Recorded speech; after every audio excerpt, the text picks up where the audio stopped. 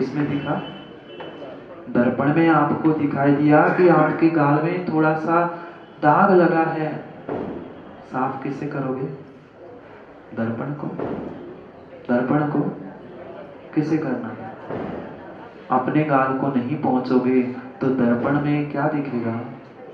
जैसा तू है वैसा ही दर्पण में दिखेगा, वैसा ही दर्पण में दिखेगा। तुम कितना ही प्रयास करना दर्पण को पहुंचने का, साफ हो जाएगा गाल?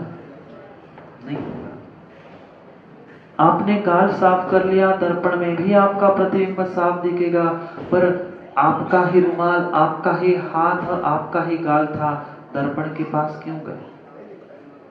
जरूरत क्या थी दर्पण की? रुमाल उठाते, संजू भाई पहुंच देते। पर ध्यान रखना, बिना दर्पण में देखे पहुंचने चले जाते तो इतना सा दाग तेरा पूरा मुंह काला कर देता। समझना, बहुत बड़ा रहस्य है, बहुत बड़ा रहस्य है। देखना दर्पण में है, पर पहुंचना अपने गाल को है।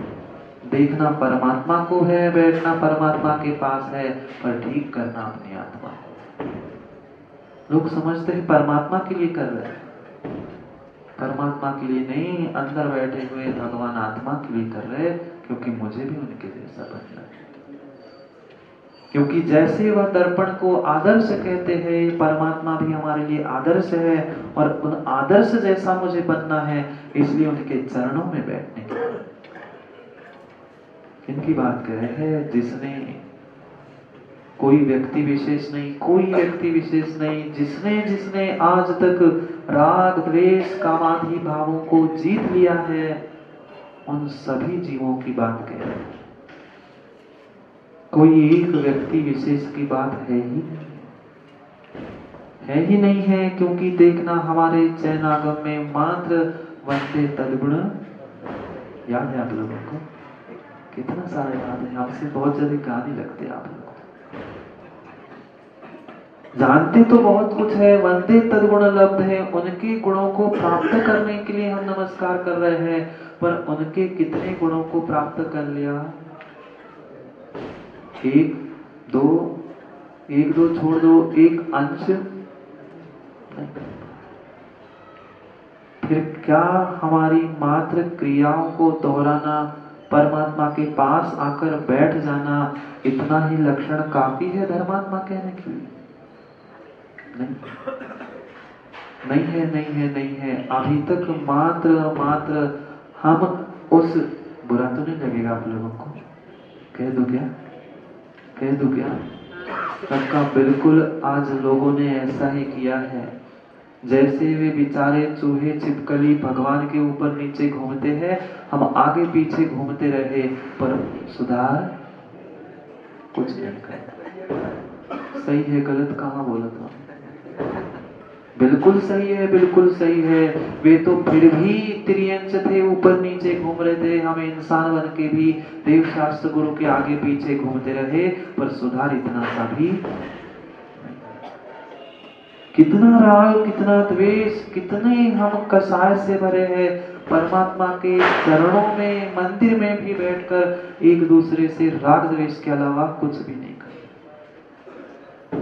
मंदिर कम हुए हैं और राजनीति के स्थान संजय सुखदा जी ये ज्यादा हो गए। बुरा लग जाएगा मंत्री जी, पर क्षमा करना, पर वास्तविकता यही है। हमने परमात्मा के स्थान, मंदिर के स्थानों पर बैठकर अपने कर्मों की निर्जरा करनी थी, लोग वही बैठकर दुनिया भर की राजनीति करके कर्मों का बंध कर रहे हैं। जीव पुण्य के उदय में आज भूल रहा है, आज पिछले भव के तीव्र पुण्य के उदय में तुम्हारी आज की बातें सामने नहीं आ रही है, पर विश्वास मानना, आज नहीं तो कल वह दिन सामने आने वाला है, जिसके कारण तुम राग द्वेष करते हुए काम कर रहे हो। कहने की आवश्यकता नहीं है क्या कुछ? आप सबको सब कुछ पता है कि कहां पर हम क्या करते हैं। ये बात और समझना सकते भाई, कहीं दूसरे पर दृष्टि नहीं डालना है, बिल्कुल भी नहीं। तो मैं संजय शुक्ला का नाम लिया तो कहा महाराज जी, नहीं, अपने भीतर झांक के देखना, मैं अगर खरा हूं तो दूसरे को खरा देखना, दूसरे की खोट निकालने के लिए नहीं, अपनी खोट निकालने के लिए चोट लगे। आज तक हमने भी चोट दी पर दूसरों को दी, तू दूसरे की दी हुई चोट अपनी खोट नहीं निकालेगी। अगर अपने भीतर की खोट निकालनी है तो ये जिनवाणी की चोट अपने लिए है, दूसरों के लिए मत दे। कितनी सुंदर बात की, जब तक राग द्वेष है तब तक परमात्मा क्या, परमात्मा का भक्त भी नहीं कहलाएगा। परमात्मा तो बहुत बड़ी बात है। कौन भगवान? क्यों उन्होंने सब कुछ जान लिया? वे कभी किसी के घर में झांकने नहीं गए, कभी किसी के पास पूछने नहीं गए। बहन उनके घर में का हो रहा था, उनकी बहू ने का कर दो, उनकी बेटी कहाँ भाग गई, वे किसी से पूछने नहीं जाते परमात्मा। क्योंकि उनके भीतर राग द्वेष कामादिक सब विकार नष्ट हो गए। जिस दिन राग द्वेष नष्ट हो जाएगा, सब विकार दूर हो जाएंगे, तभी तभी उनका ज्ञान इतना विशाल हो जाएगा कि वे जहां बैठेंगे वहां बैठे बैठे पूरे चराचर को जानने लग जाएंगे। सब जग जान लिया। कौन सा अंश बचा? कितना ही चोरी छुपे युवाओं पाप कर लेना। एक नहीं, दो नहीं, 5 नहीं, 50 दरवाजे बंद करके अंधेरे स्थान में बैठकर तुम पाप कर लेना, पर उनके वह सर्वज्ञ के केवल ज्ञान से आपका पाप छूटने वाला नहीं। व्यक्ति सोचता है मैंने धर्मात्मा का पोशाक पहन लिया है, मैं दुनिया के सामने दिखने के लिए तो बहुत अच्छा हूं, पर स्वयं सच्चाई जानता है और परमात्मा भी सच्चाई जानता है। तो अच्छाई दिखा रहा है, सच्चाई तेरे पास नहीं।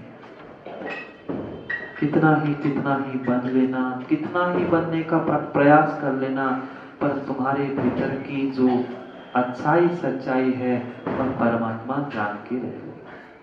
खोजता नहीं इंसान तो फिर भी एक दूसरे की अच्छाई बुराई खोजने का प्रयास करता है।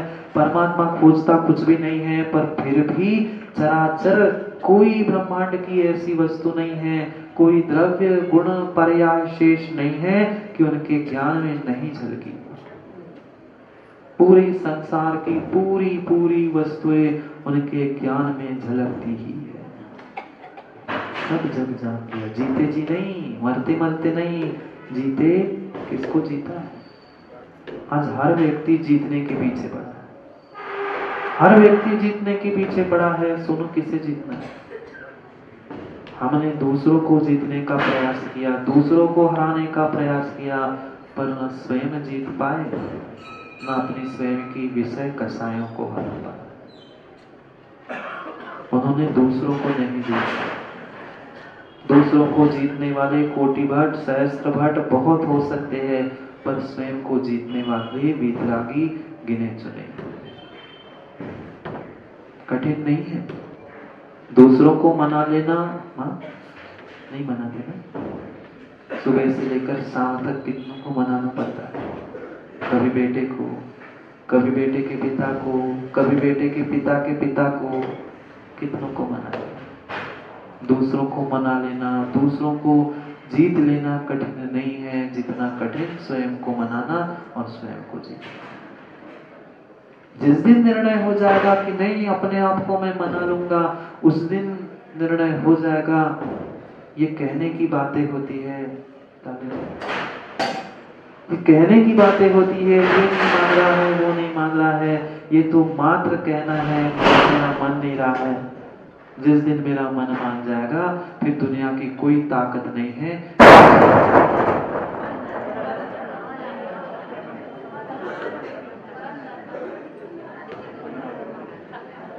वो भी बेचारा सुनने के लिए आ रहा है। वो सोच रहा है टीकमगढ़ के लोग कमा रहे हैं, कोई बात नहीं, हम अपनी फौज लेके आ जाए, फिर ये तो भी जिंदवाणी सुने। हाँ, आचार्य महाराज के लिए वो भी प्रवचन सुनने आए, दूर से दर्शन भी कर ले आचार्य महाराज के और जिनवाणी सुनने के लिए। क्या करे आचार्य सिंह, लोग देर से आते तो वो सोच रहा था कि लोग नहीं तो कम से कम बंदर की सेना ही लेके आ जाए। वो भी समय पे पहुंच रहा है। जिसने राग द्वेष कामादि को जीते, सब जग जाने। जो अरिहंत भगवान है, जिसे हम परमात्मा कहते हैं, एक एक शब्दों के द्वारा उनका गुणों का व्याख्यान चल रहा है। किसी एक व्यक्ति विशेष के लिए उन्होंने उपदेश नहीं दिया, वही उपदेश था और उपदेश सुनने के लिए बेचारा पहुंच गया बनकर। क्या था अगला वाक्य संजू भैया? सब जीवों को जोर से बोलो, दूध पानी पी के नहीं आए क्या? सब जीवों को मोक्ष मार्ग का निष्पृह उपदेश दिया। कोई लाग लपेट की बात नहीं उपदेश में, कोई प्राप्त करने की इच्छा नहीं। हम तो ये पंडित बैठे हैं भोपाल से, राजेश जी सुन रहे हो कि सो रहे हो? वे भी प्रवचन उन्हीं को सुनाते हैं, वही जाकर सुनाते। बुरा तो नहीं मानोगे? मान लोगे तो क्या करोगे? वे भी प्रवचन वही सुनाते हैं, उनको ही सुनाते हैं, उपदेश उनको सुनाते हैं जहां से कुछ मिलने की इच्छा होती है।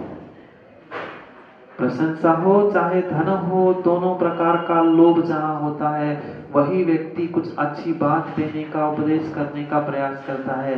यहाँ कह रहे हैं सब जीवों को निष्पृह होकर उपदेश दे। कोई स्पृहा नहीं, कोई इच्छा नहीं, कोई भावना नहीं कि कितनी अच्छी प्रवचन सभा है, कितनी अच्छा प्रवचन है, ये सुनने की इच्छा उन निर्ग्रंथ अरिहंत के पास नहीं होती, क्योंकि इच्छा के लिए उनके पास अब यहाँ मन पैसा ही नहीं है। हम तो घर का कोई भी कार्य हो बिना इच्छा के करते हैं? नहीं करते। घर हो, व्यापार हो, मंदिर हो, समाज हो, मंदिर में भी हम कई बार ऐसा होता है, पूजा भी इसलिए करते हैं कि कोई कह दे कि आप कितना अच्छा अभिषेक रोज पूजा करता है, रोज अभिषेक करता है, कहने के लिए कर रहे हैं, तो वह काम नहीं। यहाँ तो उनका उपदेश कह रहे हैं, वही बात जो कवि ने लिखा है वो कहीं अपने मन का नहीं लिखा है पंडित जी, बिल्कुल आचार्यों की बातों को ज्यों का त्यों मात्र भाषा बदल के लिखा है। श्रावकाचार्य में हितोपदेशी का लक्षण क्या बताया, किसे शास्त्र कहा, क्यों कहा?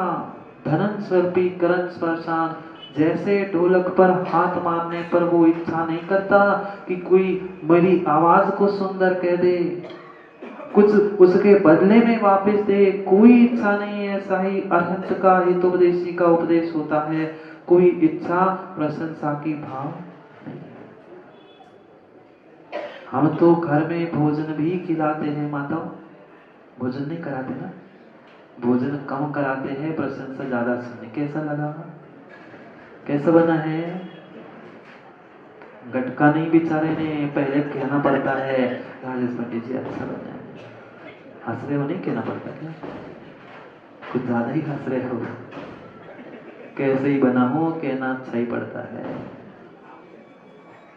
अरे वो नहीं पूछो तुम, हमें काका पता नहीं है।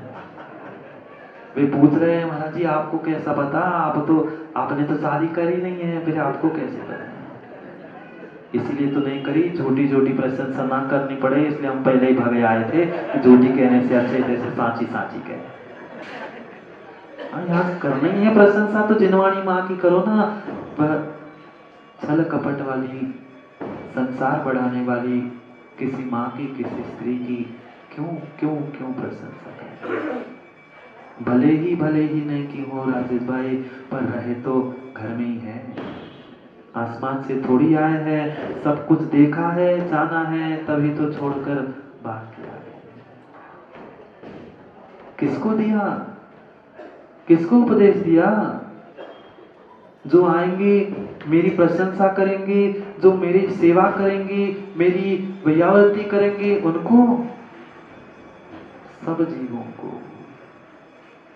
जीवों को, चाहे वे अरिहंत का समोचरण हो, चाहे निर्ग्रंथ की सभा हो, वो ये कभी नहीं कहा जाता कि तुम्हारे लिए उपदेश है, तुम्हारे लिए उपदेश नहीं है। सब जीवों को निष्पृह होकर उपदेश दिया।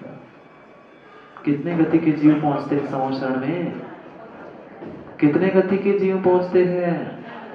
4 नहीं 3 पहुंचते हैं।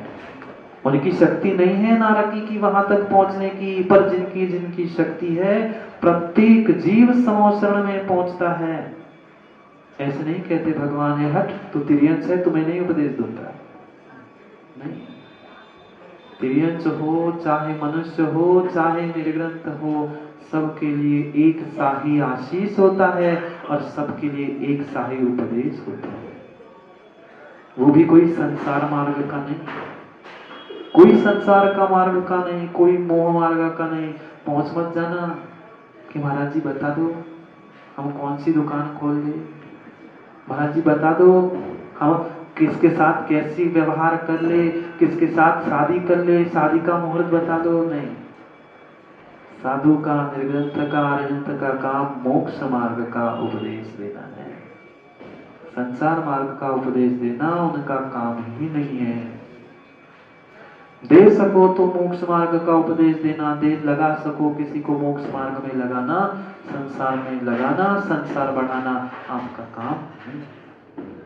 आपको समझा रहा हूं, आपको समझा रहा हूं, आपको नहीं, आपको समझा। दोनों को समझाना जरूरी है, क्योंकि मेरी भावना मेरी भी तो बने। नहीं तो मात्र शब्दों में मैंने कक्का को तो समझा दिया कि मेरी भावना मेरी बना और मेरी नहीं बन रही है तो किस काम की। आपकी भी मेरी बने और मेरी भी मेरी बने। सब जीवों को मोक्ष मार्ग का निष्पृह होकर उपदेश दिया। एक नहीं तीन तीन विशेषण समझना, सब जीवों को मोक्ष मार्ग का और निष्पृह उपदेश। इतना ही कहना था ना, उपदेश देने वाले हैं, हितोपदेशी है, पर कौन सा हित? कोई संसार का हित करने वाला नहीं, आत्मा का हित करने वाले, अरहंत सिद्ध अवस्था को प्राप्त करने वाले उस मोक्ष मार्ग का उपदेश देने वाले। पर आगम में लिखा है, आगम में लिखा है हर किसी को उपदेश मत देना। साधुओं के लिए भी लिखा है कि भाई उपदेश उनको ही देना जिनको उपदेश सुहाता है। जिनको उपदेश सुहाता ही नहीं है, एक बंदर था, अभी आया था, एक बंदर था, बहुत उद्यम करता था, अब काम ही हो सका है, कभी इस डाली से उस डाली पर, इस पेड़ से उस पेड़, यहां वहां उद्यम कर रहा। अचानक से बरसात का मौसम आया, खूब तेज आंधी चली, तूफान चला, पानी गिरने लगा। अब बंदर का काम तो वही उछल कूद करना, कभी इस पेड़ के नीचे जाके बैठा, कभी उस पेड़ के पीछे, पर पेड़ के नीचे क्या पानी रुकने वाला था?